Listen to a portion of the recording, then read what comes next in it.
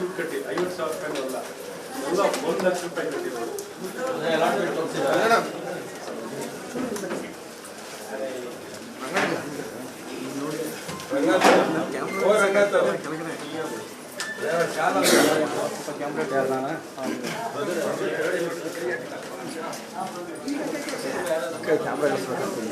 ಸತ್ಯ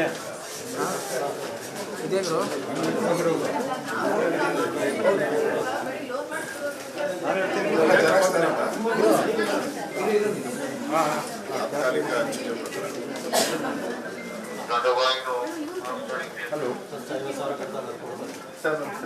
ಅಲ್ಲ, 1 ಲಕ್ಷ ರೂಪಾಯಿ ಖರ್ಚು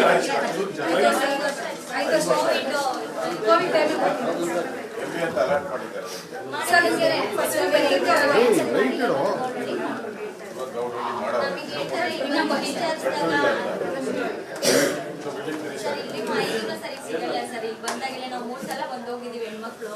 ಸರಿ ಇಲ್ಲಿ ಆಗಿಲ್ಲಮ್ಮ ನೀವು ಅಲ್ಲಿ ಮಾಡ್ಕೊಳ್ಳಿ ಅಂತ ಹೇಳ್ತಾರೆ. ನಾವು ಆ ಥರ ಚೇಂಜ್ ಮಾಡ್ಕೊಂಡಿದೀವಿ, ಲೆಟರ್ ಕೊಟ್ಟಿದೀವಿ, ಯಾವ್ದು ಆಗ್ತಾ ಇಲ್ಲ ಸರ್.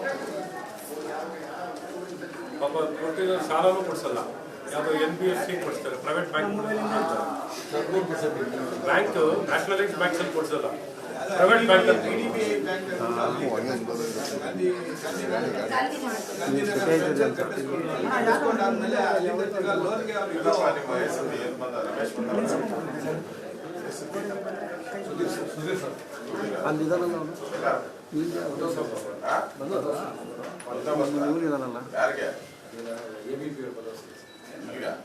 ಅಲ್ಲ ಸಾಕದ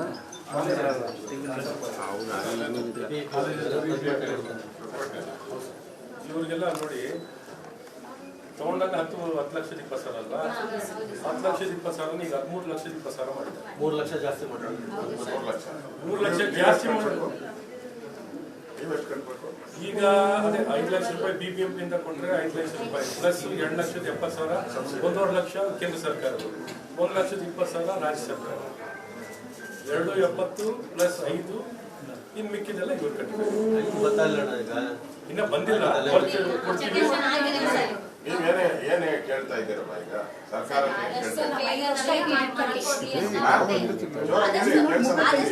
ನಮಗೆ ಮನೆಗಳು ಕಂಪ್ಲೀಟ್ ಮಾಡ್ಕೊಡ್ಲಿ, ಮತ್ತೆ ಅದನ್ನ ಜಾಸ್ತಿ ಮಾಡಿರೋದ ಕಮ್ಮಿ ಮಾಡ್ಕೊಡ್ಲಿ ಅಂತ ಕೇಳ್ತೀವಿ ಸರ್. ಬಡವರು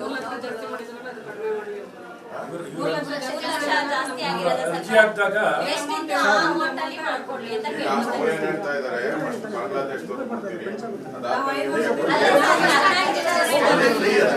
ಅದಕ್ಕೆ ಬಾಂಗ್ಲಾದೇಶ ಕೊಡ್ಬೇಡಿ ಅಂತ ಹೇಳಿ